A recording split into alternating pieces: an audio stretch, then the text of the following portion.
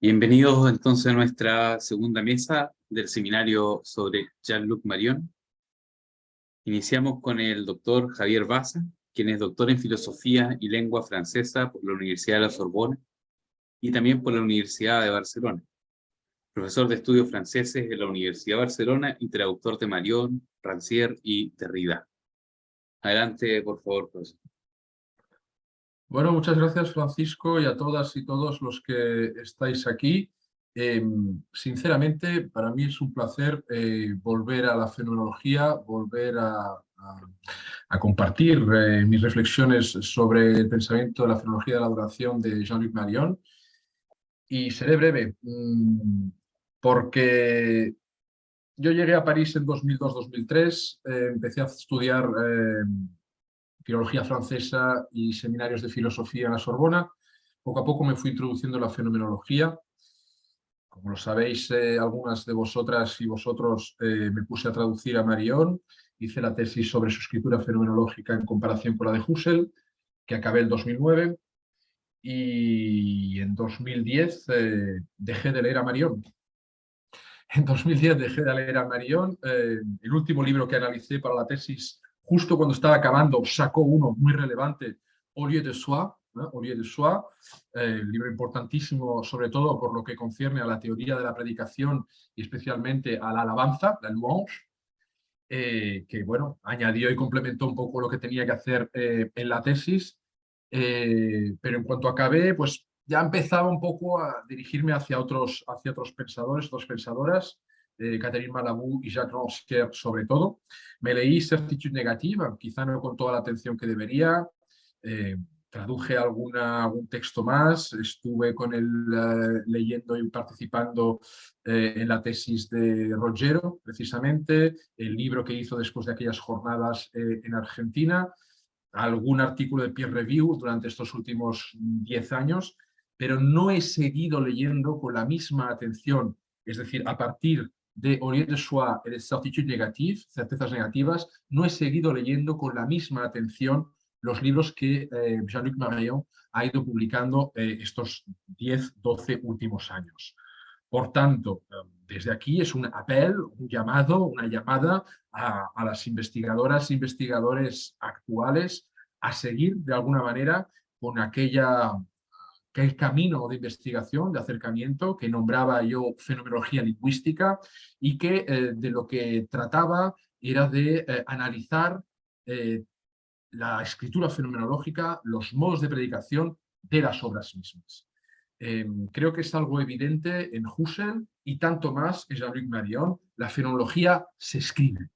La fenomenología se escribe.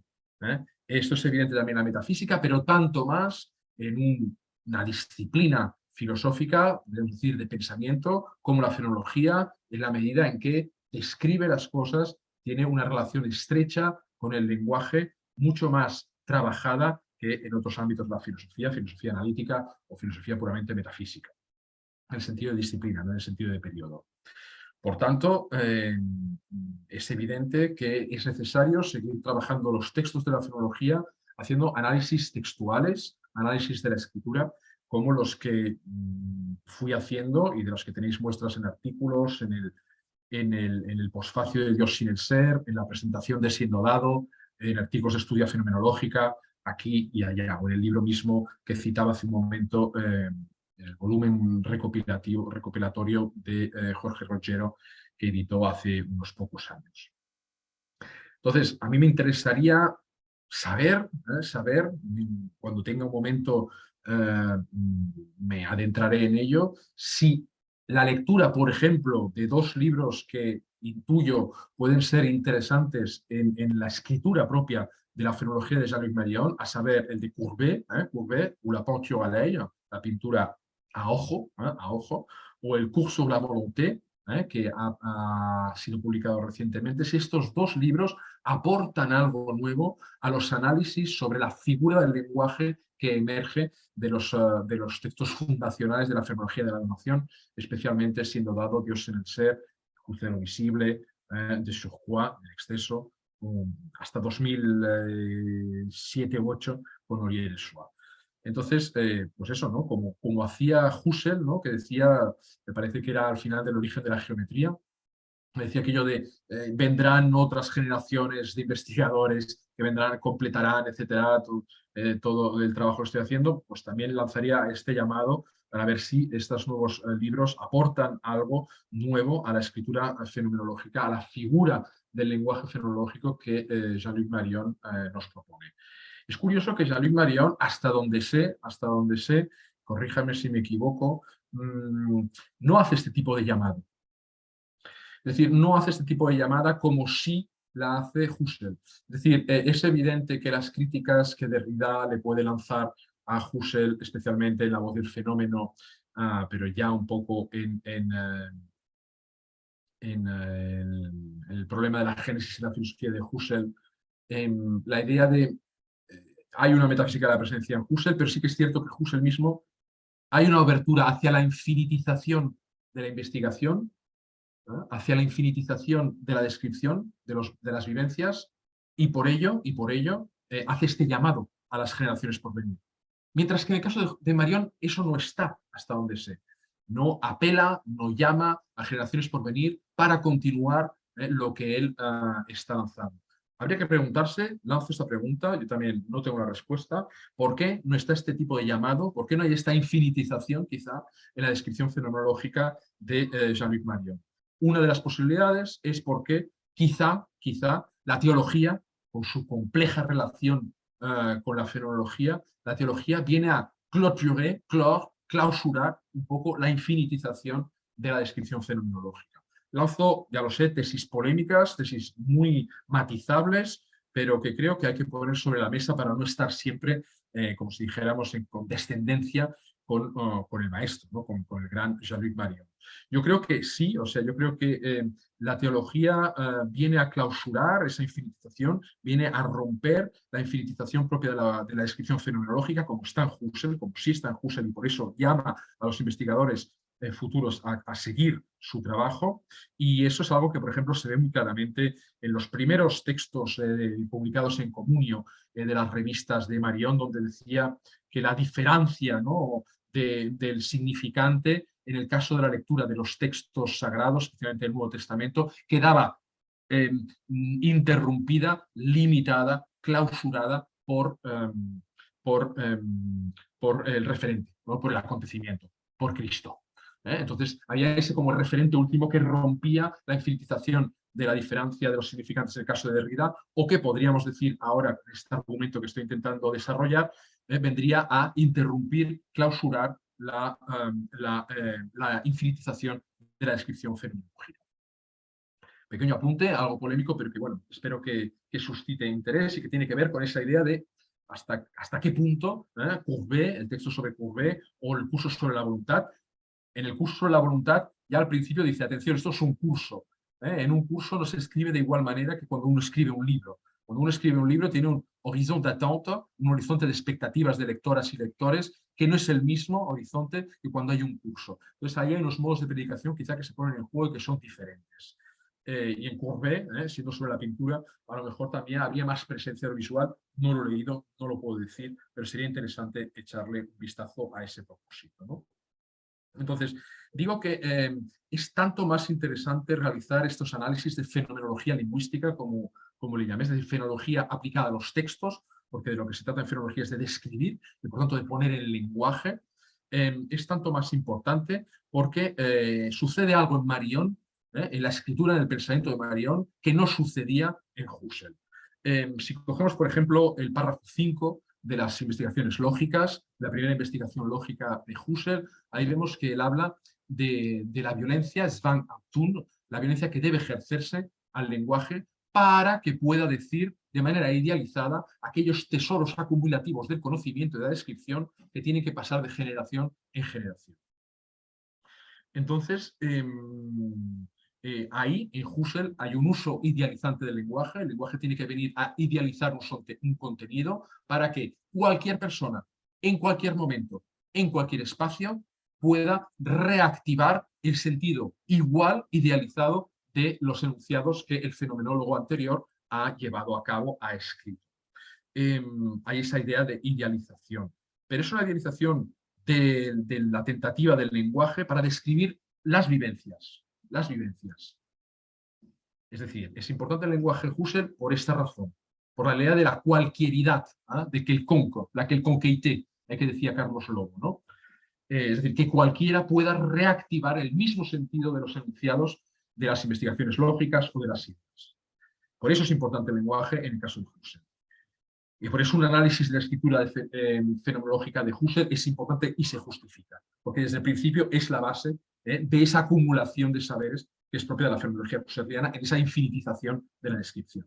En el caso de Marion, no sé si oyen, pero entre paréntesis, están mis hijos por allí jugando.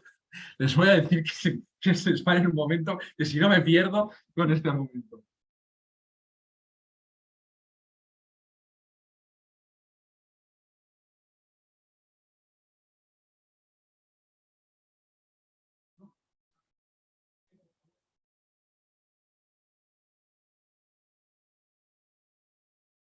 Una está en el lavabo, el otro jugando a pelota en medio del pasillo, además yo con COVID.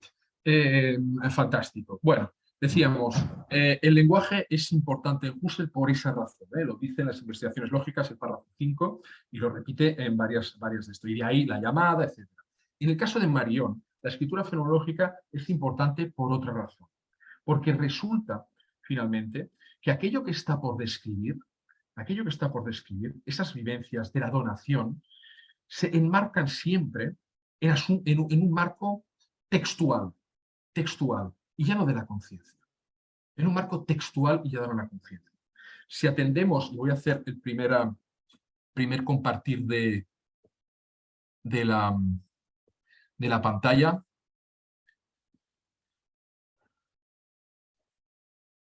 A ver. Este no es.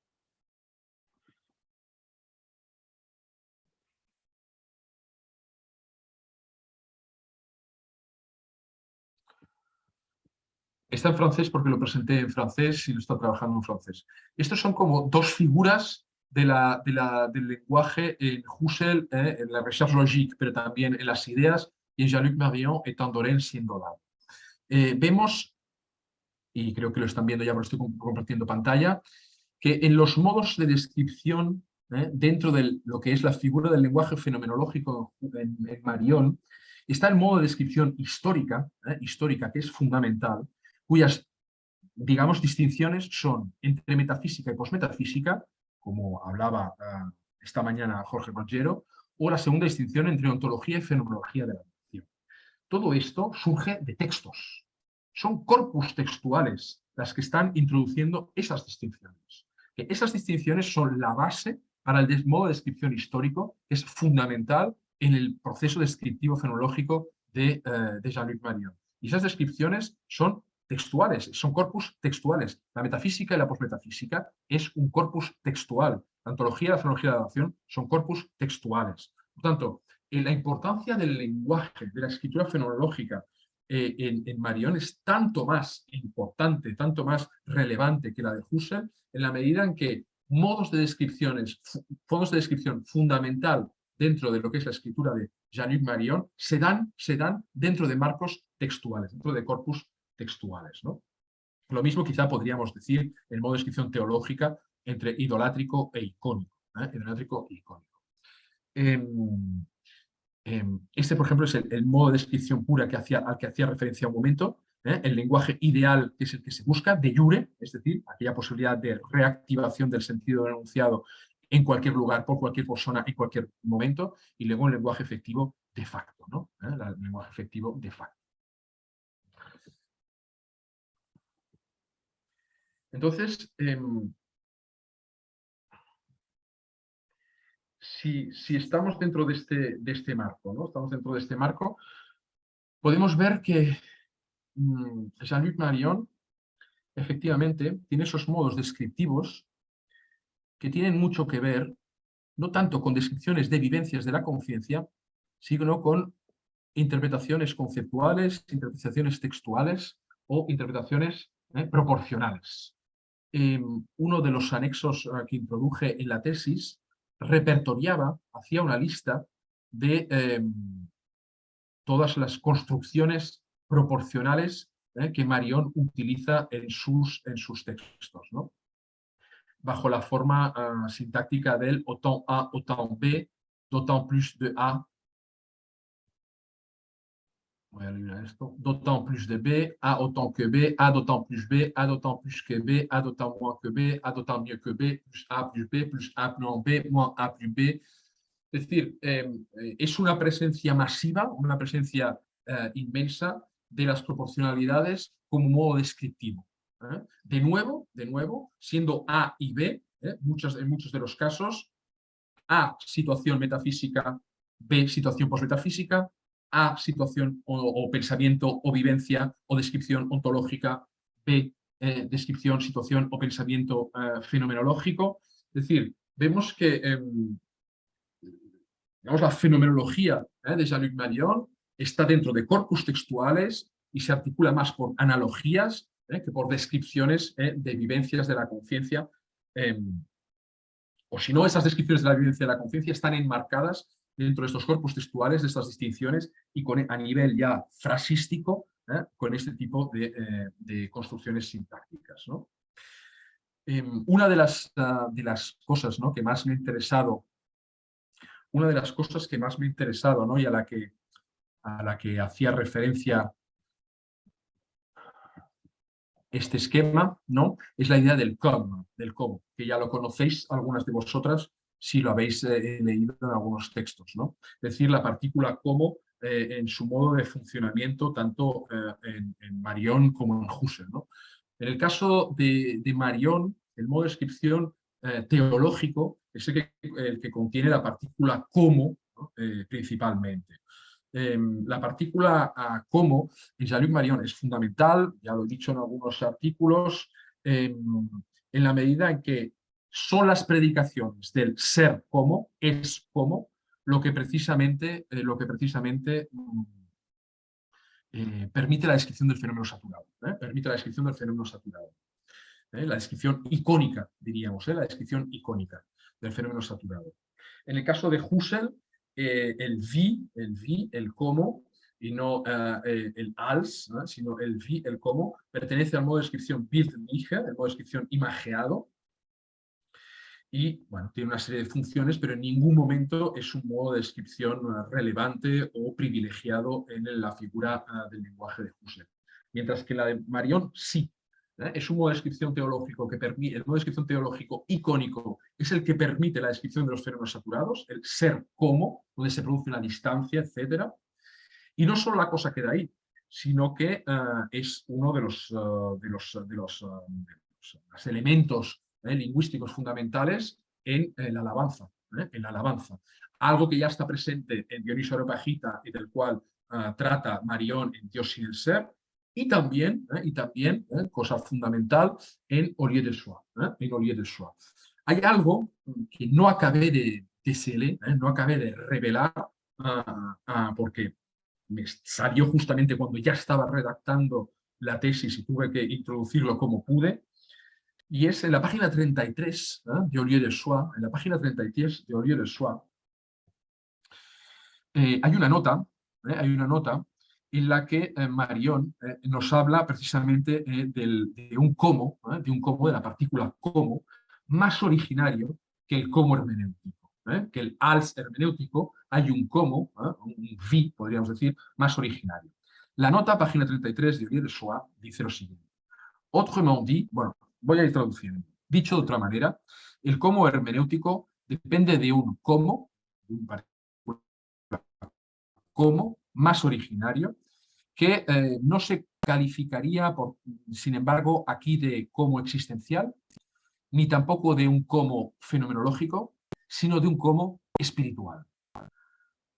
A menos que se suponga que en el fondo la fenomenología pueda convertirse ella misma en un asunto de espiritualidad. Interprétese como se quiera, Marion es un especialista en saber hasta dónde o no la teología, la relación entre teología y fenomenología, cómo se ha ido configurando a lo largo de la historia, pero de alguna manera esto vendría a confirmar el argumento que decía al principio. La infinitización de la descripción fenomenológica queda clausurada por cierto, reenvío a la teología y a un devenir quizá espiritual de la fenomenología. Ojalá los últimos libros, si hay alguien presente en la sala, pues que me ayude a entenderlo, no sé si van por ahí. Hay un cómo también en Derrida, hay un cómo en Rancière, etcétera, de los que he ido trabajando y que he ido publicando, pero no me voy a ocupar de ellos ahora. Simplemente algunos apuntes también al hilo de lo que se ha ido diciendo esta mañana para poder retomar algunas cuestiones, ¿no? Jorge Rogero hablaba, tenía por aquí, Jorge Rogero hablaba de la diferencia, ¿no?, entre la descripción en fenomenología, que tiene un modo, pues eso, mostrativo, indicativo, descriptivo, mientras que la metafísica tendría un modo de lenguaje demostrativo, ¿eh? Y decía que no se trata de demostrar los fenómenos, sino dejar que se den por sí mismos, ¿no? Típico, se donne de soi, ¿no? Se donne de soi. Y es muy interesante cómo en la escritura fenomenológica de uno y otro se ve, y por el mismo contenido, pasamos de la búsqueda del en soi, del an sich, de Husserl, la búsqueda de los fenómenos en soi, an sich, de Husserl en sí, a 100 años más tarde, la búsqueda de los fenómenos de soi, en el caso de Marion. Y de ahí que haya un cambio relevante en la figura del lenguaje, ¿no? Eso es cierto lo que decía Jorge Rogero, ¿eh? La metafísica tiene un modo descriptivo, hay un modo demostrativo, mientras que la fenomenología tiene un modo descriptivo, indicativo, mostrativo o que deja mostrar, ¿no? Lo que pasa es que hay que precisar, porque es una posición muy general y habría que precisar con los esquemas que he presentado, ¿no?, hace un momento. Esto, primer apunte respecto al hilo de lo que se decía esta mañana. Después, respecto a lo de la política, lo de la política, me parece que se habla de la política y su relación con la ética dentro del pensamiento de Marion. Hay un apunte que yo creo que sería fundamental, como se llama, o dos observaciones que serían fundamentales. La primera sería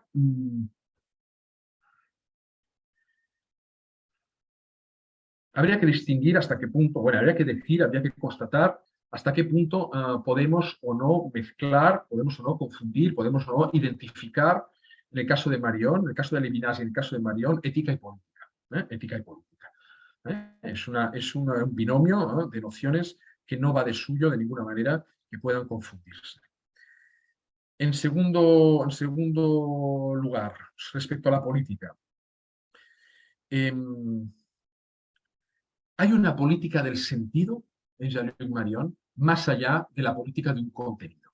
Es decir, que Marion no se haya de manera explícita manifestado o declarado o analizado cuestiones políticas, lo que tendríamos por cuestiones políticas de manera evidente, de manera explícita, no quiere decir que no haya una política en el pensamiento de Jean-Luc Marion. Hay política en la manera como escribe. Hay política en la manera como utiliza el lenguaje. Es decir, la política no es simplemente qué se piensa sobre la comunidad, qué se piensa sobre la sociedad, qué se piensa sobre el Estado, qué se piensa sobre la emancipación, qué se piensa sobre las opresiones, qué se piensa... No, eso son contenidos de la teoría política tradicional, pero política es también la manera como escribimos. La manera como escribimos. La manera, por tanto, como escribimos dice de a quién me dirijo y cómo me dirijo.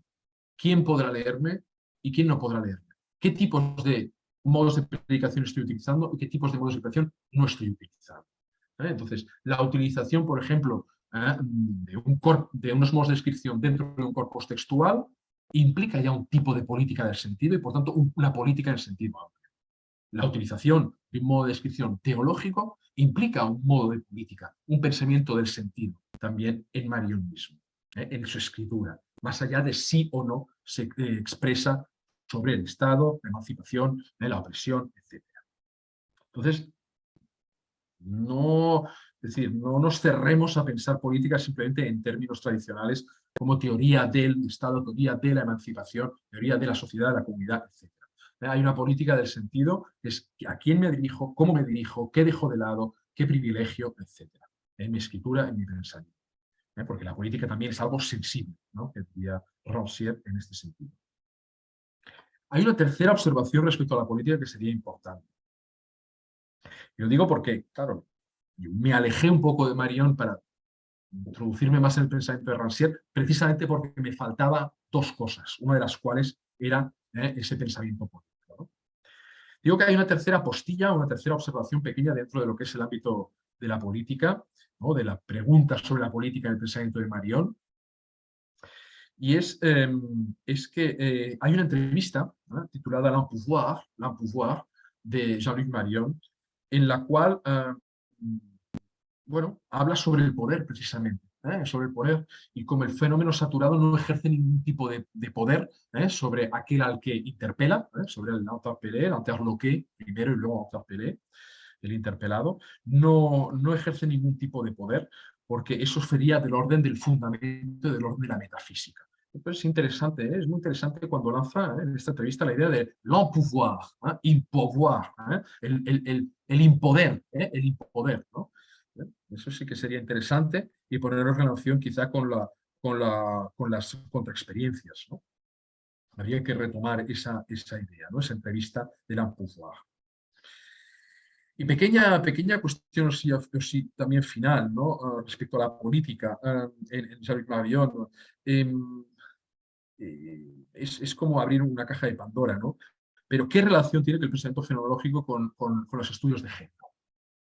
¿Qué pensamiento tiene, o sea, qué relación tiene el pensamiento fenomenológico con los estudios de género? Porque hay masivamente fenomenólogos célebres de la historia del siglo XX, hombres, o como mínimo que se identifican con el nombre de un hombre, un nombre masculino, mientras que no lo hay en el caso de mujeres fenomenólogas de manera tan relevante. ¿Qué tiene la fenología para, como si dijéramos, ser eminentemente llevada a cabo por personas que se identifican mayoritariamente? Evidentemente, Nathalie Depraz, por ejemplo, contemporánea, es una de mis grandes y que me ayudó mucho sobre las praxis del lenguaje. Pero ¿qué dice, ¿no?, de la fenología en ese sentido, ¿no? Sean mayoritariamente, o como mínimo en el siglo XX, que haya habido mayoritariamente fenomenólogos que se identifican, personas que se identifican con el nombre hombre y que han sido grandes fenomenólogos, ¿no? 4 apostillas, 4 apuntes sobre la política. Finalmente también sobre la estética, ¿no? Sobre la estética se ha hablado, no he podido seguirla totalmente la conferencia porque aquí era la hora de comer, a las 2. Entonces, sobre la estética, claro,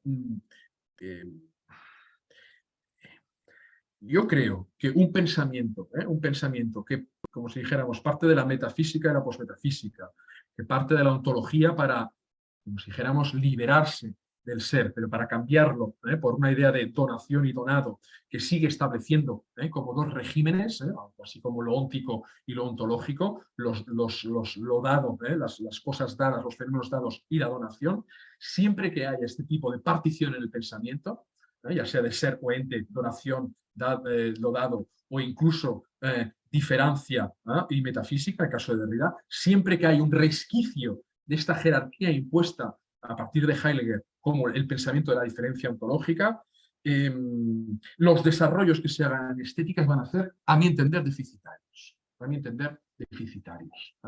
Y esto es algo que, bueno, precisamente decía que me faltaban dos cosas en Jean-Luc Marion y por eso me abrí a otros pensadores, otras pensadoras. Una de ellas, digo, era la cuestión política, que he venido completando poco a poco, y la otra era la cuestión estética. No solo en el caso de Marion, sino en el caso de Derrida, y por eso me gustaría leerme atentamente el de Courret. Creo que cualquier pensamiento que establezca esta dualidad entre ser, ente, diferencia, no diferencia, donación y lo dado, establece una especie de dificultad para acercarse a la cuestión estética. No sé, habrían otras cosas, pero creo que ya he hablado demasiado. Sobre todo, insisto, son llamados a los investigadores y las investigadoras actuales para que, bueno, ayuden a completar pues, estos últimos años en los que no he leído a Jean-Luc Marion y así, pues no sé, seguir pensando con él y con su fenomenología. Gracias, Francisco, y perdona si me he extendido mucho, pero bueno, habían como cosillas que decir. Gracias a todos. Gracias, profesor, muy interesante y está bien. Entonces comienza ahora la ponencia de Catalina Moraga, estudiante de la licenciatura en Filosofía de la Universidad Católica de la Santísima Concepción. Adelante, Catalina. Ya, muchas gracias. Primero que todo, gracias por la oportunidad y por el espacio. En primer lugar, quisiera presentar el título de mi ponencia, el cual es El acto moral en Jean-Luc Médeon, una aproximación y breve reflexión. Bueno, a modo de introducción, en la siguiente ponencia pretendo realizar una breve aproximación a la noción ética de Jean-Luc Médeon, que se abstrajo por lo descrito en una parte de los prolegómenos a la caridad, tratado en el que se fundamentan distintos conceptos que se discuten por la ética, temas tales como el sufrimiento, el mal, la venganza, la libertad, entre otros, pero que claramente, si entráramos a definir cada concepto en particular, no tendría tiempo para profundizar, por lo que en esta pequeña intervención me entendré netamente en lo que logré comprender como acto moral, con la intención de relacionarla brevemente con algún problema en nuestras vidas. Cuando el filósofo intenta responder qué es el acto moral, primero realiza una cierta contextualización, que es prácticamente poner en duda a Immanuel Kant. Médeon insiste en que al hablar de la ética kantiana es inevitable el carácter universal del imperativo categórico, en donde la sensibilidad y la razón se encuentran dentro de la ética en sí. Y desde ahí se mueve la ética. Bueno, ahí Médeon cuestiona este pensamiento y propone que en vez de apropiarnos de una ética que tiene pretensión a la universalidad, a la formalidad, a lo a priori, ¿por qué no más bien enfocarse en una moral que aspire a la particularidad, a la subjetividad, que parta desde el deseo individual? Y aquí despliega su solución, la superación del ergo cogitus, en función de recuperar la importancia del valor individual, el recuperar la figura del que vaga en el mundo y que descubre su mundo desde la posibilidad, desde la experiencia, desde el acontecer con el otro. Y ahí es cuando Médeon insiste en que se debe superar la herencia de la metafísica, que proyecta la búsqueda del bien tratado principalmente desde la razón. Y de esta forma, recuperar el valor del deseo, para que ahora el querer se anteponga al deber. Médeon dice, entonces insiste en que la universalidad genera imposición a una norma. Y eso lo ve como algo negativo, puesto que eso de alguna u otra forma transgrede la libertad del ser humano y lleva a que no se contenga de manera genuina el interés, puesto que lo dictado, lo impuesto, puede no ser representativo para cada individuo, como caminante en el mundo, ¿cierto? Como ser humano dueño de su mundo y consciente de su deseo. Entonces se enfatiza en que la universalidad me aleja de mi voluntad, de lo que quiero hacer y no quiero hacer, o lo que quiero ser y no quiero ser. Y ahí es cuando plantea el contraargumento en la revocación a la ética. Claramente hay una mirada pesimista hasta el momento frente a la ética kantiana en sí. Y como mediación, Médeon propone que el hombre logre reconocer como solución sus valores y de esta forma sea capaz de medir su actitud frente a las situaciones. En otras palabras, que él reconozca el efecto de su actuar. Entonces ya se hablaría de una conciencia moral que debe aspirar más bien a la libertad de acción. Para concretar lo anterior, la ética, según Médeon, ya no debería ser pensada, sino que más bien debería transformarse en un acto. Y ese acto se debe justificar, independientemente del pensamiento, asunto que el actuar sería imprevisible. Y si se aleja de ser un cumplimiento o una imposición, en este caso, podría la ética ya no únicamente basarse en el a priori, sino que en la condición de ser humano como ser libre. En síntesis, el acto moral entonces para Médeon partiría desde la libertad del ser humano, y respecto a ese actuar libre de limitar o juzgar si el actuar es moral o no es moral. Podríamos entonces decir premeditadamente que la postura quizás sea irresponsable o quizás no tomar muy bien la propuesta de Médeon. Sin embargo, el filósofo insiste en que vale la pena el sacrificio, ya que no es tampoco un actuar arrojado sin norma, sino que más bien es un actuar motivado por un bien, valga la redundancia, que lo rige, y este sería el amor. Recordar que el amor presentado en su obra El fenómeno erótico se establece como ese tipo de razonamiento que fue olvidado por la filosofía, puesto que esta última rechazó su unidad, su racionalidad y sucumbió ante la primacía del ser, del problema del ser y el cogito. Se abandonó entonces esta racionalidad erótica que se consideró como irracional y se rechazó como un motor de búsqueda, puesto que no se regía al mundo ni a los objetos. Y desde este recordatorio, Marion establece que el ergo cogitan se debe superar, pero no olvidar, sino que más bien recordar el ergo amans. ¿Por qué? Porque el hombre no se define solamente por el logos, ni por el ser en sí, sino que se define por lo que ama y lo que odia. ¿Es pensante? Sí, pero en tanto que ama. Y ese amor gatilla en el acto moral, sin exigir la visión externa, sino que más bien sea ese acto el que emana o ejerce el individuo desde la libertad, ya que delimita su carga moral a posteriori y no a priori. La moralidad del acto entonces se definiría en aquel descubrir, en el flaneur, como dice Marion, disculpen la pronunciación, en el mundo. Pero se insiste que este actuar no está arrojado, sino que posee cierta inteligencia, ¿no es cierto? Cierta norma que es el amor. Y ese amor se va componiendo entre los amantes, con ese otro rostro, ese que viene del exterior hacia el encuentro. Entonces, ya aclarado lo que es el acto moral en parte, y para cerrar mi exposición, podríamos preguntarnos cómo se puede evidenciar esto postulado por Marion en alguna problemática de nuestros días. Y yo he decidido hablar sobre nuestra relación con la naturaleza. Pues se puede establecer este vínculo en el momento en que entendemos que esta racionalidad erótica no es necesariamente recíproca. Me explico. Lo que amo, según Marion, no necesariamente me debe amar de vuelta, por lo que se podría decir que amo a la naturaleza, por ejemplo, a los animales, a la biodiversidad, etc. Y a pesar de que el amor no sea recíproco, aún así puedo comprender y generar una razón. Que en este caso, quien ama, yo, la naturaleza únicamente entiende. Puesto que forma parte de su mundo, del vagar, del flaneur, y desde ahí se motiva y se mueve. Entonces es interesante hacer esta relación porque se podría decir que el ergo cogitas, eso, el de priorizar únicamente el pensamiento, contribuyó en el progreso, sí, pero no, quizás no permitió el poder desarrollar esa mirada amorosa hacia la naturaleza. Y esta ausencia amorosa, en nuestra cultura occidental, por ejemplo, pudo haber imposibilitado a mantener el debido cuidado, la responsabilidad, la conciencia medioambiental, que es algo en el que estamos quizás recién cuestionándonos y recuperando, en función de solucionarlo para el futuro, ¿cierto? Se priorizaron leyes, ¿no es cierto?, con el cogito, reglamentos, lo impuesto, esta idea de progreso, y claro, puede ser que esta falta de razón erótica explique la ausencia del cuidado y la valoración frente al mismo planeta y su bios.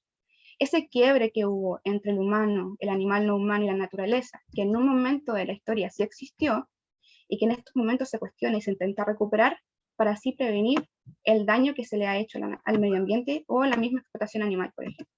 Entonces, en definitiva, con esta pequeña reflexión en lo personal, podría llevar a motivar a ampliar los postulados de Marion a problemáticas que él no discute, a problemáticas tales como la bioética o la ecoética contemporánea, y que están en discusión por muchos pensadores, y así como otras áreas de la filosofía que se discuten hoy en donde la ética está bien posicionada. Y bueno, sin más que agregar, muchas gracias.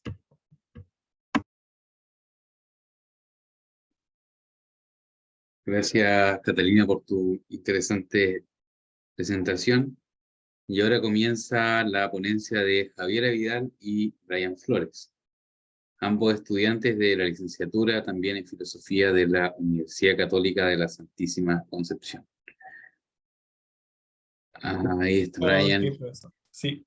Y Javiera todavía está en... Voy a compartir pantalla para la presentación.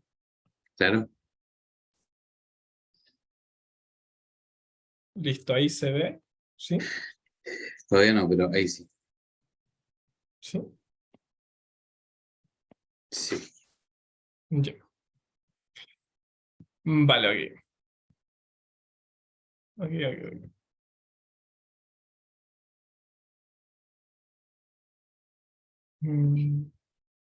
Ok, ya. Igual decir gracias primero que nada por esta ocasión. Encuentro que es bastante particular. Así que, ok, empecemos. Bueno, mi compañero y yo, Javiera Vidal y yo, Brian Flores, vamos a presentar sobre el fenómeno erótico, obviamente en Marión. Bueno, primero que nada, vamos a hablar respecto al cuerpo, materia y modos de conocer. Aquí voy a primero como a desarrollar cómo Marión ha tomado a diversos filósofos para así llegar como a la conclusión que es como de la carne en sí. Bueno, primero Marión va a tomar a Descartes, y Descartes dice que el cuerpo, o sea, nuestro propio cuerpo, ¿no? Con los objetos, ambos son materia. Entonces, ambos se pueden pensar. Entonces, con eso, Descartes, obviamente hablando muy generalmente, Descartes va a decir que como ambos se pueden pensar, primero yo necesito ese pensamiento y después de ahí sale como todo lo demás, este cuerpo, ¿no? Entonces, Descartes en sí no los diferencia. Y Marion, por su contraparte, va a decir que esto está completamente erróneo. Entonces, Marion se va a dar cuenta de que los objetos, como por ejemplo este lápiz de acá, no siente. En eso sí tenía razón Descartes. No siente, pero sí nosotros, como individuos, las podemos sentir. Entonces, ¿por qué medio nosotros las podemos sentir? Marion va a decir que es por medio de nuestra carne, literalmente, o sea, nuestra carne. Entonces, esta carne puede sentir cosas, pero también se puede sentir a sí misma. Entonces, aquí va a tomar a Kant, y como sabemos, Kant tiene un tópico que es el conocimiento, ¿no? Que va a tomar como que este conocimiento lo va a separar en dos grandes troncos, que son las sensaciones y son los conceptos, o sea, por medio donde nosotros pensamos. Entonces, primero, va a decir de que ya, primero sentimos, ¿no es cierto? Somos seres sintientes, ¿no? Entonces, después de ello, vamos a pasar al entendimiento. Y ese entendimiento que el ser humano tiene es por medio de ¿qué? De los conceptos. Entonces, aquí Kant va a tomar mucha importancia en los conceptos. Entonces, todo este entendimiento, y después llega la razón, ¿no? Viene netamente de los fenómenos. Entonces, aquí como último, Marion toma a Husserl, en donde dice que la carne, o sea, que siente, ¿no? Y es sintiente y todo, obviamente por nosotros mismos, me siento a mí mismo primero y también percibo las cosas. Entonces, aquí se va a decir que sin carne, nosotros no podemos percibir el mundo exterior, y ni siquiera nosotros mismos. Entonces, aquí Marion toma que la carne es muy importante para la percepción de dichos fenómenos.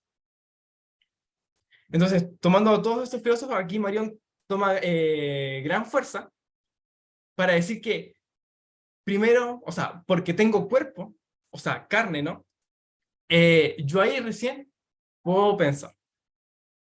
Entonces, aquí Marion va a seguir desarrollando, ¿no? Su metafísica, aunque la niega un poco, pero lo vamos a dejar ahí. Entonces, bueno, entonces él va a hablar sobre ¿qué? Sobre las promesas de amor. Este va a ser como su tema, uno de sus temas fundamentales. Entonces, bueno, aquí tenemos hartos puntos, y como fundamentos, como en el amor, va a decir que primero necesito, bueno, igual esto teniendo como en consideración, se va a hablar como en ámbito como de pareja. Mariona, que lo toma bastante así. Entonces, primero va a decir que necesito una llamada de aquí estoy, como presente. Entonces, yo cuando tengo este amor hacia alguien, este amor no puede ser delimitado por un tiempo. Necesita que este sea infinito. Si nos damos cuenta, hoy en día cuando tenemos, por ejemplo, en las aplicaciones de Tinder, ¿no? Yo me relaciono con una persona eróticamente, pero es simplemente por ese día, es finito. Entonces yo no puedo decir que estoy sintiendo amor en ese entonces, porque es meramente finito. Entonces, por eso aquí Marión dice que el amor no puede ser finito, sino que tiene que ser infinito y tiene que ser por siempre. Es uno de los principios que tiene que tener.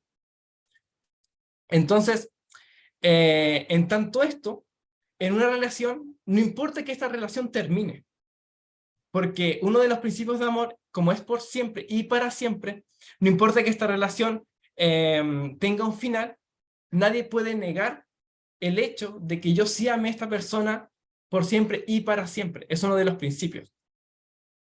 Entonces, aquí está el llamado de aquí estoy presente y aquí estoy amando a esta otra persona.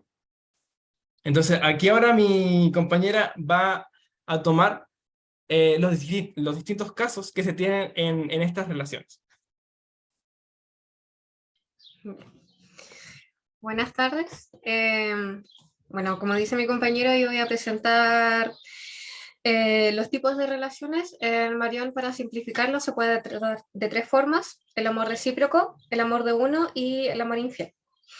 Para entenderlo de mejor forma, voy a explicar primero a lo que se referiría Marión con amor infiel o una relación infiel. Primero, es importante entender que cuando en Marión se habla del amor que existe en una relación entre dos personas, se enfoca en el fenómeno erótico que existe entre estos dos. ¿Cómo se da esto? El sujeto enamorado, el sujeto que se quiere entregar al otro, le da el fenómeno erótico al otro, y si este le corresponde, entonces se lo estaría dando igual. ¿Qué pasa con el amor infiel? ¿Qué pasa con la promesa de amor, como trataba mi compañero anteriormente? Pues Marión estaría explicando de que el amor, el fenómeno erótico no se estaría dando de al menos una de las dos personas, ya que el amor infiel puede suceder de dos formas. Para empezar, primero es importante entender de que Marión dice de que las personas que son infieles en una relación es porque ésta no tiene la fortaleza ni tiene los conceptos necesarios para poder mantener la fidelidad, los cuales son la potencialidad, el deseo y la necesidad de avance de este. Pues entonces, ¿qué pasa con el amor infiel? Cuando el sujeto le es infiel al otro, dice Marión de que a pesar de que él comienza esta relación con el deseo de permanecerle fiel, cuando esta promesa no se mantiene, se rompe la reciprocidad del amor entre los dos, y puede suceder en dos casos.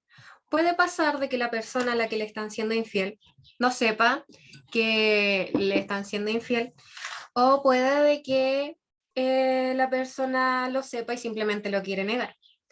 ¿Qué es lo que pasaría en el primer caso? El sujeto, en el caso de que no sepa de que le están siendo infiel, el sujeto estaría dando su fenómeno erótico y estaría dando la promesa de amor, por decirlo de alguna forma, de forma correcta, en cuanto que en el segundo caso, el amor no existiría ni el fenómeno erótico se daría de ninguna de las dos formas. De aquí, ¿qué dice Marión respecto a cómo se puede saber o qué se puede hacer al no saber que el otro realmente te es fiel o no? Y primero es importante entender de que uno no puede decidir, dice Marión, de que si el otro te está amando de verdad o no, o si te está siendo fiel a ti, sino de que solamente queda actuar como si éste lo fuera. Por lo tanto, la promesa de fidelidad no sería solamente con uno, sino de que también sería con el otro. De esta forma, también se explica en el amor de uno o en el amor unilateral. Retrocédela. Gracias. El fenómeno erótico dice, y aquí es donde lo deja bien claro, de que a pesar de que la otra persona no acepte el amor, del otro, o lo niegue o lo rechace, este fenómeno erótico se estaría dando de igual forma. Lo que significa de que aquello que acontece en el sujeto que está siendo amado, estaría aconteciendo y el sujeto estaría siendo cambiado, quiera o no ser amado por el otro. Y en cuanto al amor recíproco, que sería el amor ideal, ¿cierto? La forma de amar ideal, pues acá es donde se cumple tanto la fidelidad como se satisfacen las necesidades de cierta forma, por decirlo de alguna manera, de ambos sujetos. ¿Por qué digo esto? Porque en Marión dice de que uno no le puede hacer la pregunta al otro si es que éste lo ama, sino de que esta debe ser algo que el sujeto mismo se responde. ¿Y qué es lo que dice sobre esto? Dice, me aseguro pues que el otro sujeto se comporte como si me amara, y puedo hacerlo perfectamente, porque me basta con evaluar si se comporta con respecto a mí tal como yo me comportaría con él. Si yo lo amara, en suma, comparar nuestros dos como sí. ¿Qué quiere decir con esto? Cada persona, el amor que uno recibe del otro y el cómo uno afirma el amor del otro, viene a través de si este sujeto está cumpliendo o está vinculándose conmigo lo suficiente para poder yo recibir el amor de él que yo necesito. Cambia la diapositiva, por favor. Y aquí es donde comienza a hablar sobre eso, entonces. Es por eso mismo de que Marion dice de que yo sé mucho más sobre él que él, ya que yo misma, y esto lo dice en cuanto a la capacidad que tiene el sujeto de poder decidir uno mismo si es que el otro sujeto le está amando, así mismo como uno mismo tiene que estar decidiendo si es que el otro le es fiel o no. Entonces, como comienza desde esta premisa de que el otro me ama y me es fiel, entonces yo, a pesar de no poder saber certeramente esto ni poder respondérmelo de forma certera, entonces tengo que actuar como si el sujeto lo estuviera cumpliendo. Y nadie más puede ver si es que esto es así que el sujeto mismo.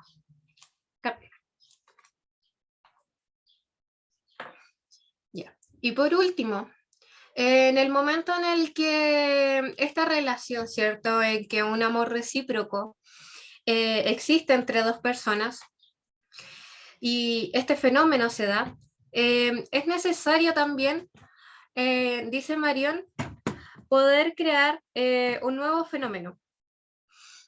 ¿De qué forma se crea este nuevo fenómeno?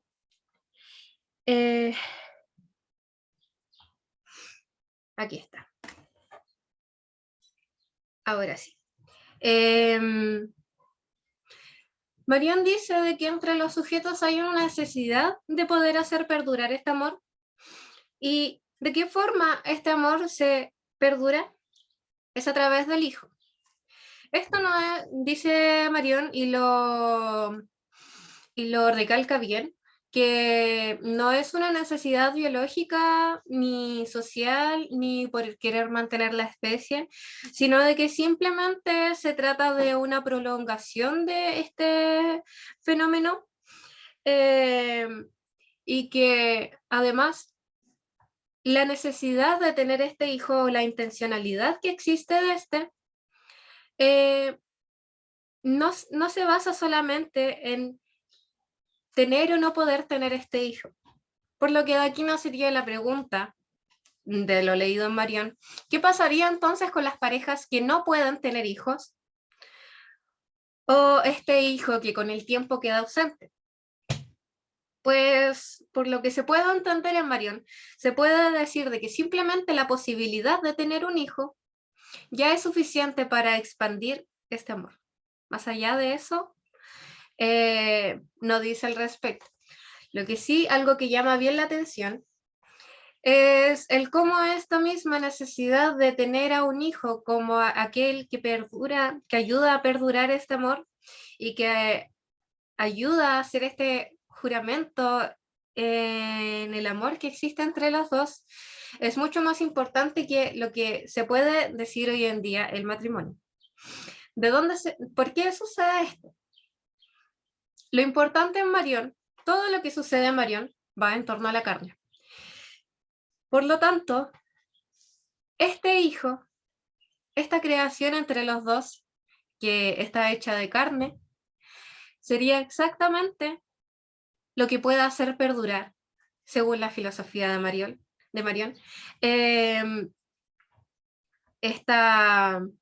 este mismo fenómeno que existe.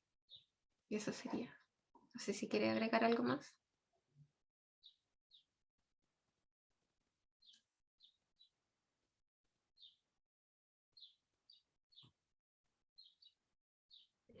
Okay. Gracias. Sí, así terminaría nuestra presentación entonces. Muchas gracias. Gracias, Javier y Brian. Ahora vamos a dar un espacio para las preguntas, ¿no es cierto? Hay unas preguntas para el profesor Baza. ¿Dónde están aquí? No sé si la voy a leer. Es de Thais, dice: profesor Bazas, muchas gracias por su ponencia, estuvo muy interesante. Si la fenomenología deja mostrar y permite acceder al fenómeno en sí, podríamos decir que ésta puede hacer cuerpo a los cuerpos manifiestos, algo así como lo que indica Marión en Dios y en el ser, sobre los verbos y el verbo, o los verbos del verbo. Y en este sentido, y según sus estudios, ¿cómo se relaciona lo que la fenomenología permite ver con la iteración? Con lo que el texto nos dice antes y ahora. Es el mismo fenómeno que describe Husserl, el que Henri Levinas o el mismo Marión se ocupa. Bien, brevemente, muchísimas gracias, Thais Cuevas, por la pregunta. Y yo primero diría, lo que sí que he precisado es que la fenomenología deja mostrar y permite acceder al fenómeno en sí, en el caso quizá de Husserl. Lo que hay es una búsqueda, el objetivo de la descripción es la descripción en sí, del fenómeno en sí. Mientras que en el caso de Marión, el objetivo de la descripción es el fenómeno, que el fenómeno se manifieste de soi, de sí. Por tanto, aquí hay una distinción. No toda fenomenología pretende describir el fenómeno en sí, sino que precisamente, esa es la de Husserl, y en el caso de Marión había esa diferencia en que 100 años más tarde ya no se busca describir el fenómeno en soi, en sí, sino de soi. Entonces, sí que es un dejar que el fenómeno se manifieste, mientras que en otro caso había esa crítica de objetualización del fenómeno, en el caso de Husserl, como bien apunta la crítica de Jean-Luc Marion. Por tanto, había que distinguir el objetivo de la descripción fenomenológica en uno y en otro caso. Yo te invito también a que me escribas por mail y desarrolles esta pregunta con ejemplos, porque hay muchos conceptos ahí dentro y no sé si todos los entiendo en la densidad del mensaje, ¿no? No entiendo esto como si dijéramos de la iteración. ¿A qué te refieres la iteración? Si te refieres al carácter iterativo, a la manera de Derrida de todo significante, que tiene que decir una y misma cosa en dos momentos diferentes. Lo que sí que está claro, para retomar, como si dijéramos algo que me parece más evidente en la pregunta, es esta última cuestión que planteas. ¿Es el mismo fenómeno que describe Husserl el que Henri Levinas o el mismo Marion se ocupa? Son preguntas muy vastas, muy generales y, bueno, que habría que desentrañar poco a poco, poner ejemplos y te invito a eso, ¿no? Que lo hagas en un texto, en un Word, me lo envíes y a lo mejor pues, yo puedo ayudarte a lo mejor en algo, o Jorge Rogero seguro que también podrá ayudarte en ese sentido. Lo que diría es, la fenomenología tiene una serie como si dijéramos, de principios metodológicos. Principios metodológicos. El primero de todo es el a priori correlacional. Es el a priori correlacional, el que transmuta, convierte todo el mundo en fenómenos. Fenómeno es una manera de concebir el mundo, los objetos, de tal manera que son para la conciencia, con un dativo ahí esencial. Con un dativo esencial. Eso es fundamental. Es decir, si fenomenología hay, es por el a priori correlacional. Es decir, que hay una correlación entre la conciencia y aquello que se da a la conciencia. Y ese es el espacio de la fenomenología. El segundo, como se llama, el gran principio metodológico sería el de la descripción. no tanto la de demostración, sino el de la descripción.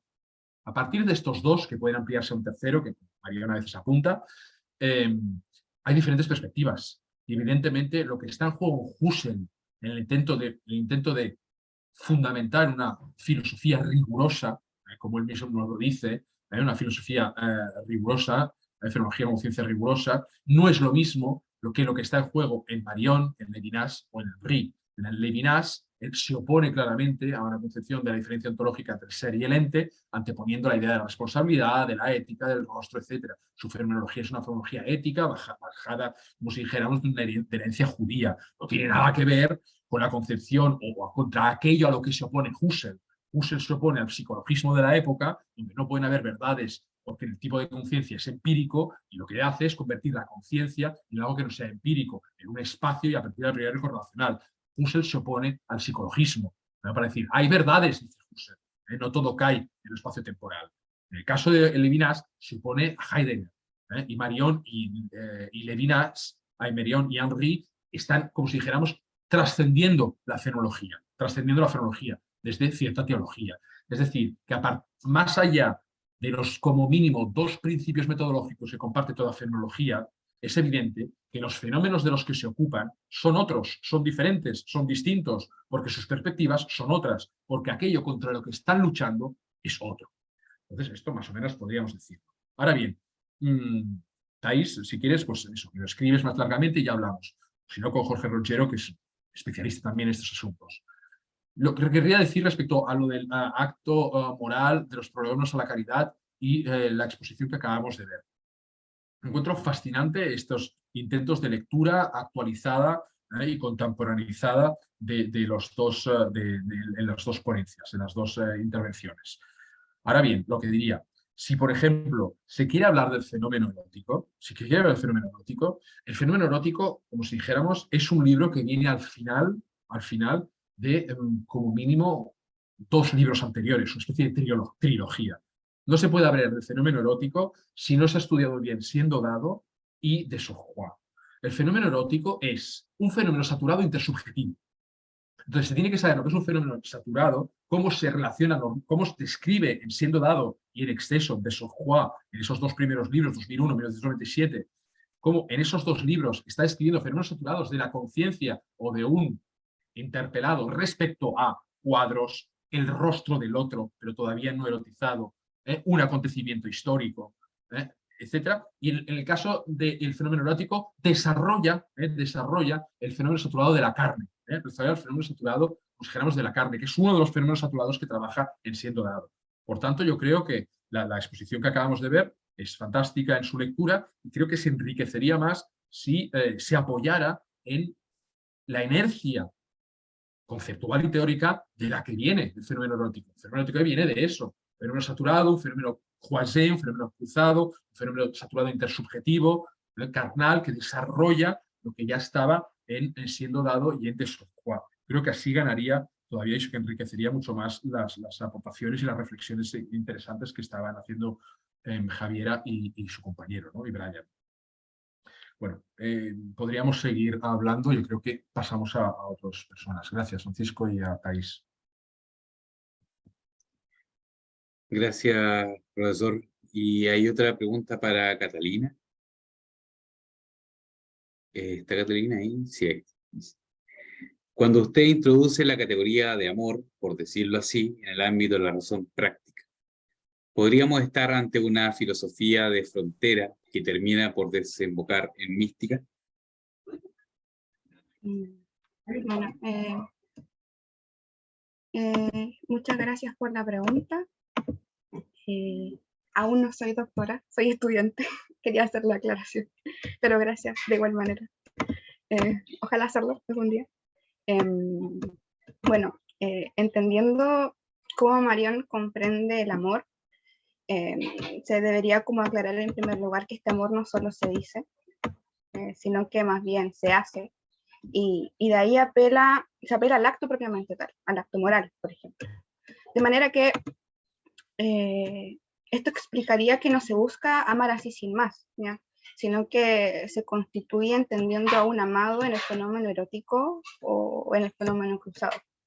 Y en ese sentido, al ser vivencia, no sería un puro evento abarcable ni saturado, pero sí podría ser místico, por lo que sí se podría hablar o estar ante una filosofía de la frontera, y tampoco es extraño ver o pensar aquello en Marión, puesto que se relaciona mucho con las discusiones en la teología, y entender que Marión se mueve dentro de ese ámbito, ¿no? Dentro de la teología en sí y sus ideas. Eso podría responder por ahora, sin tener mucho conocimiento al respecto. Gracias, Catalina. Me han llegado dos preguntas por interno. Una es para Brian y Javiera, y la otra es para el profesor Baza. Le voy a hacer primero a Brian y Javiera. No sé si están por ahí o no. ¿Sí? Bien, dice, gracias por la presentación, estuvo muy interesante. Y referido a lo que ustedes mencionaron sobre Tinder o este tipo de aplicaciones, ¿no es cierto? Se pregunta si es que es posible encontrar el amor ahí, pues se fijan los límites antes, como una concepción a priori, ocupando filtros o cosas por el estilo.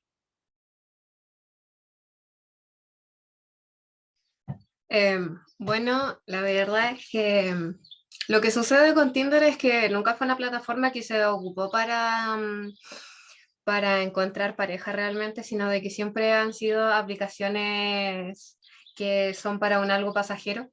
Y la gente siempre lo ha entendido así, por lo tanto no sería posible, según lo que dice Marión, el poder encontrar realmente el amor ahí, ya desde el primer momento en el que estás estableciendo una conexión o conociéndote con la otra persona, estarías no dándole paso al fenómeno erótico, sino de que cortándolo desde el principio. Bien, gracias, Javier. No sé si Brian quiere...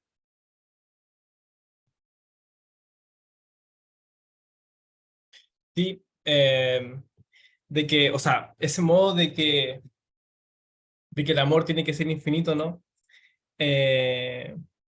Bueno, primero igual se tiene que entender que hay ocasiones en las que el fenómeno es tan grande que puede llegar como a trascender. Por ejemplo, cuando una persona nace, ese fenómeno es tan grande que desde el punto en el que nace, esa persona va a morir, bueno, ¿por qué va a morir? Entonces, si nos damos cuenta, desde el punto en el que inicia, ya tiene un fin. Entonces, este fin en el amor tiene que ser infinito, porque no puede morir. A eso, a que no puede morir. Por eso tiene que trascender esto. Por eso cuando una relación termina, para Marión, el amor que yo sentí por esa persona no acaba, es infinito. El tiempo va a seguir transcurriendo, pero en sí el tiempo en Marión no pasa como que pasa un tren, por ejemplo, no, sino que se va como acumulando. Entonces, cuando yo amé, por ejemplo, no sé, bueno, un amor ya de verdad, ¿no? Por ejemplo, en la media, quise mucho a una persona, un ejemplo X, y yo digo, sí, la amé completamente y hice todo lo posible, pero aún así las circunstancias no fueron las idóneas, entonces esa persona tal vez, no sé, se fue del liceo, se fue del país, o hasta pudo haber fallecido, ¿no? Entonces, nadie quita el hecho de que yo la amé infinitamente y aún así, aunque hayan pasado muchos años, aún la sigo amando de la misma manera de como la amé en ese entonces. Entonces, por eso Marión dice que tiene que ser infinito, porque aquí todas las personas igual presentes se pueden manifestar, ¿no? Que todas las personas que hayan amado de una manera, bueno, no mediante simplemente una charla o una salida de un día, ¿no? Con una persona, se puede manifestar este fenómeno de que es necesario esta infinitud en el amor para que se vea realmente. Eso es. Gracias, Brian. Y la última pregunta para el profesor Baza nuevamente. Dice, ¿cómo aparece? Estaba por ahí el profesor, ¿no? Sí, Ahí sí. sí, dime. Sí, sí. Dice, ¿cómo aparece el fenómeno de la carne en el concepto amor para Marión? ¿Cómo aparece el fenómeno de la carne en el? Concepto amor para Marión. Bueno, yo le diría, ni más ni menos. La carne es el cuerpo erotizado, ¿no? Entonces es cuando sale el testimonio de aquí estoy yo, aquí es todo, un principio de individuación, un principio de subjetivación, que parte de eso, de una donación de intuición excesiva que la significación no puede captar. Va por ahí, evidentemente. Eso está parece que era el tercer modo del fenómeno saturado en siendo dado y luego recuperado en el fenómeno erótico. Entonces yo diría que es eso, es decir, la idea de la testimonialidad, el testimonio de lo individualizante y de la carne, o sea, de la carne erotizada. La carne solo puede ser como cuerpo erotizado. La carne es el sustrato, como si dijéramos, de la subjetividad erotizada. Es así. Entonces, lo que es interesante y que ahí podría ligarse las dos ponencias anteriores, bueno, entonces yo, la respuesta a esa pregunta, la idea es esa, es decir, va por ahí, o sea, el concepto de amor, si es realmente un concepto en Marión, pues se liga con la carne porque el sustrato del fenómeno erótico es no el cuerpo y tampoco las conciencias, sino un cuerpo erotizado, una carne. La carne se me da al otro mediante fenómeno saturado, etc. Siendo dado último libro sobre la saturación y el fenómeno erótico, ahí se pueden leer mejor. Eh, entonces, eso por una parte. Y luego por la otra, eh, es interesante, lo del acto moral, acordándonos aquello que decía, ¿no? El problema es decir, ya no hay sustento, ¿no? No hay sustento a la moralidad, por tanto yo debo actuar como si existiera. Y luego también Javier y Brian han lanzado ese como si del fenómeno erótico. Y en ambos momentos, lo que es interesante y puede también relacionarse con la idea del cuerpo que me mencionaba antes Thais, es el carácter eminentemente performativo del fenómeno saturado. Siempre que haya una cuestión de fenómeno saturado por en medio, va a haber un cómo sí o un cómo que implica un acto performativo. Y eso es fundamental, porque ahí sí que puede haber algo también político. Tanto en la confesión, en la alabanza, también aparece algo performativo. Y ahí sí que puede haber algo político en tanto que hay una subjetivación. Hay una subjetivación, más que un sujeto, hay una subjetivación. Y ahí sí que puede haber algo político, pero lo abro como una ventana al futuro. Gracias, Francisco, por organizarlo todo. Gracias, profesor. Y aprovechamos también de agradecer a Brian, a Javiera y a Catalina, ¿no es cierto? Y con esto damos fin a nuestra segunda mesa del seminario y nos encontramos mañana a las 10 a.m. en horario de Santiago de Chile con la ponencia de la doctora Fernando Campo, de Catalina Alvear, de Thais Cuevas y Brian Orellana. El link de acceso es el mismo y agradecemos su asistencia y los esperamos mañana. Muchas gracias. Gracias, Francisco.